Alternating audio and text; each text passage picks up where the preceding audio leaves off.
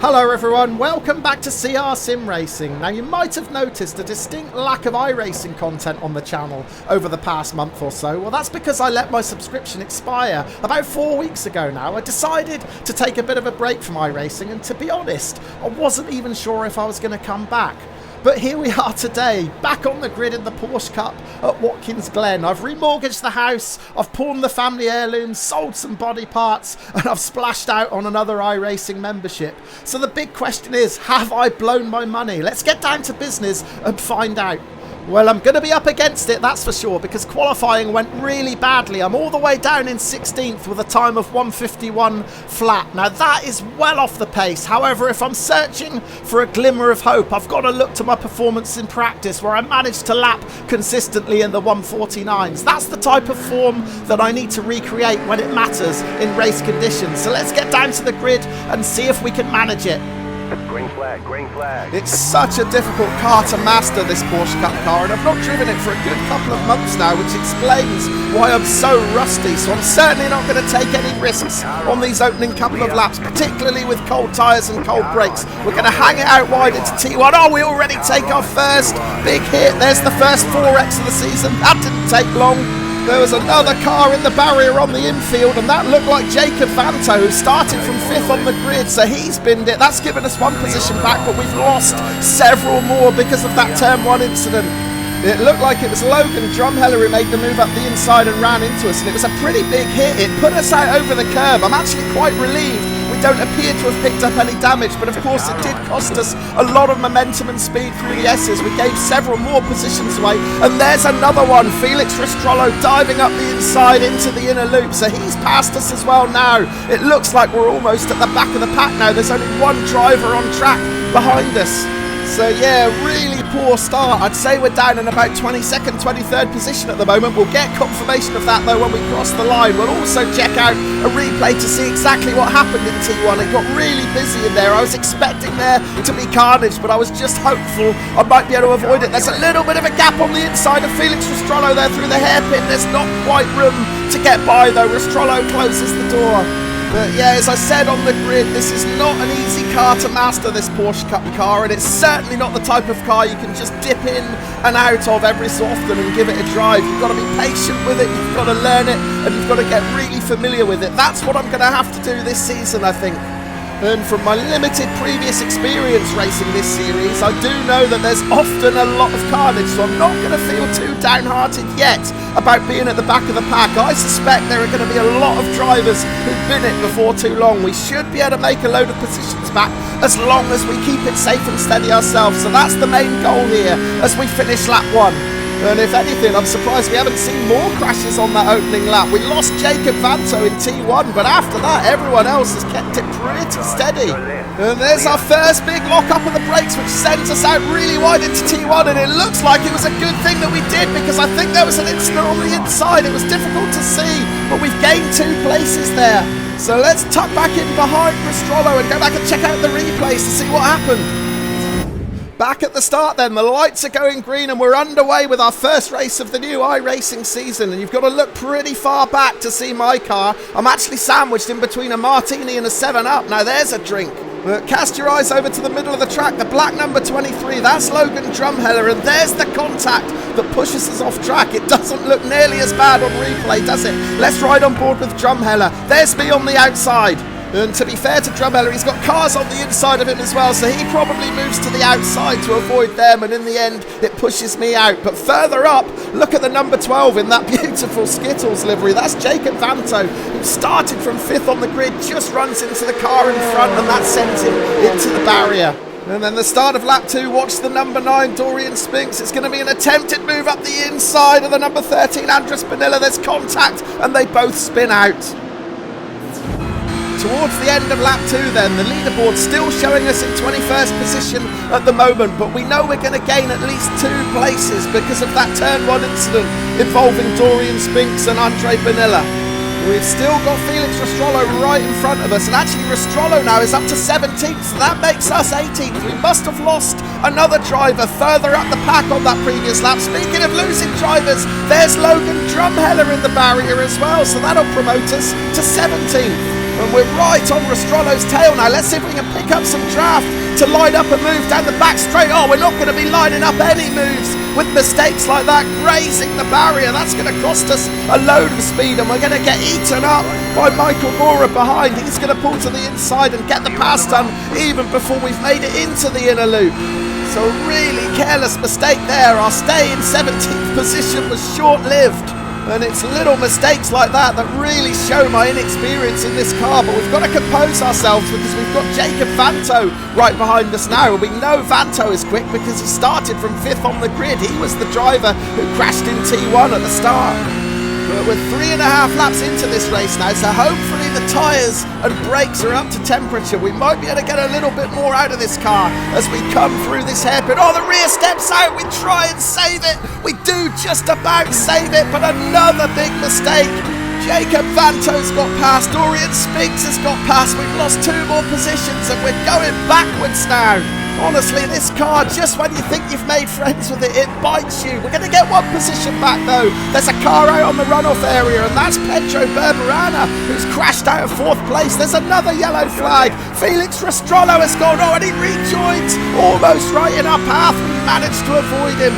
Okay, so that's limited the damage from our spin a few corners ago. We lost 2 positions there, but we've already gained them back by virtue of Berberana and Rostrollo spinning out. There's another yellow flag, so it could get even better. There are 2 cars on the inside of the final turn, so that's 2 more positions gained as we finish lap 3. So it seems like I was just one of many drivers to make a big mistake on the 3rd lap. This is the first of them. Logan Drumheller in the number 23 trying to move up the inside of Tom Casper. It's very similar to the contact he had with me on lap 1. This time though, Drumheller spins out. Speaking of spinning out, it was my turn at the hairpin. I just got a bit greedy on the gas. Look at the rear step out. We managed to save it, but not before losing 2 positions. And from then on, it became a disaster zone out there. Look at the number 15, Pedro Berberana runs right into the back of Alex Van Vroof. Now that was the battle for 3rd place. Van Vroof was in 3rd, Berberana was in 4th, and it looks like he just got caught out on the brakes. I don't know if Van Vroof braked a little bit earlier than he did or whether Berberana missed his braking point, but it caused absolute mayhem. I'll be amazed if Van Vroof can continue after that hit into the barrier. Then we lost Rostrollo. Felix Rostrollo certainly missed his braking point into that corner, and by this stage it seems like there's danger at almost every turn. Fast forward to the final corner. The number 1 car, Guillaume de Goulen, tries to move up the inside of Tom Casper. There's big contact and those 2 spin out as well. So when the dust finally settled after a chaotic 3rd lap, we found ourselves in 16th position. We're about 1.8 seconds behind Francis Gallego. Now watch for the cloud of smoke as he locks up into the inner loop. Gallego's run out onto the grass, so that is going to give us another place, and for the first time we're in the top 15. And given that we were down in 21st just a few laps ago, we've got to be happy with that to be up to 15th. The yellow flags are out, so it could get even better. There's 2 more cars in the barrier. Well, what on earth has gone on there? That's not normally a place where you expect to see a big crash. Let's check out the replays. Well, the first position gained was the 15th place owned by Francis Gallego when he outbroke himself on the entry into the inner loop. So that's us into the top 15. But then we gained 2 more places from a really bizarre incident. Watch this. The number 3 barrel rolling down the straight is Ronnie Kaisko, and what on earth has happened to cause him to have an accident that big? There must have been contact from the car behind, the number 11 Rodrigo Magnus. Let's ride on board with Magna. Now, when I first saw that, I feared that it might have been a retaliation punt, but having watched it again, I don't think it was, because if we ride on board with Kaisko, we can actually see he slams on the brakes and slows right down on the racing line, right there. And yeah, that's what causes the contact that sends him into such a massive accident. Now, I can only guess that he had a slowdown penalty that was about to expire, and he panicked, slamming on the brakes to try and serve it before the time ran out.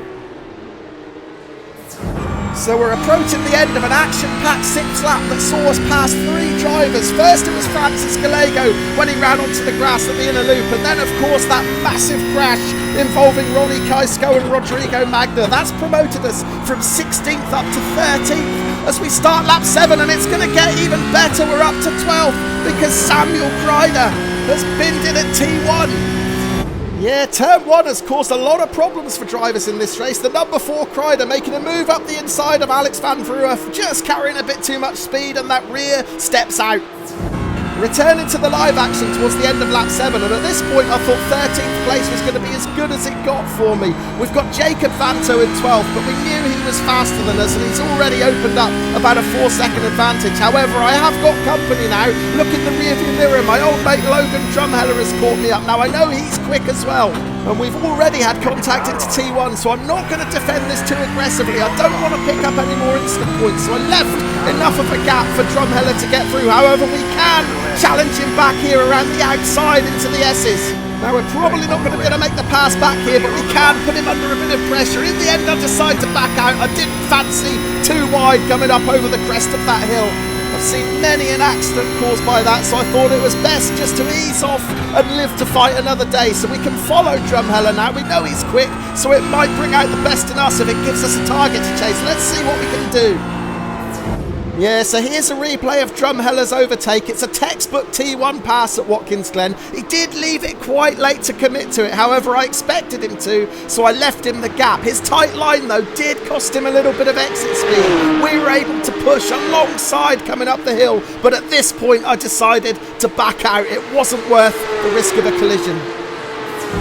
Rejoining the live action a lap later, and you can see that my plan to try and stick with Drumheller didn't work. He's already opened up about a 2.5 second advantage, and now he's challenging Alex van Verhoeven up the inside into that left-hander. The yellow flags are out. Did it end in tears? It seems like it takes an age to get around this corner to see where the wreckage is, but no, it's not Drumheller or van Verhoeven. It was actually Jens Bruning who's crashed out of 6th position. So that is going to promote us back up to 12th place. Now watch Bruning, he's actually at the back of this pack of 4. He's got a pinging car in front of him. That's probably distracting too, but he's going to carry a bit too much speed on exit. The rear steps out, and that's him out.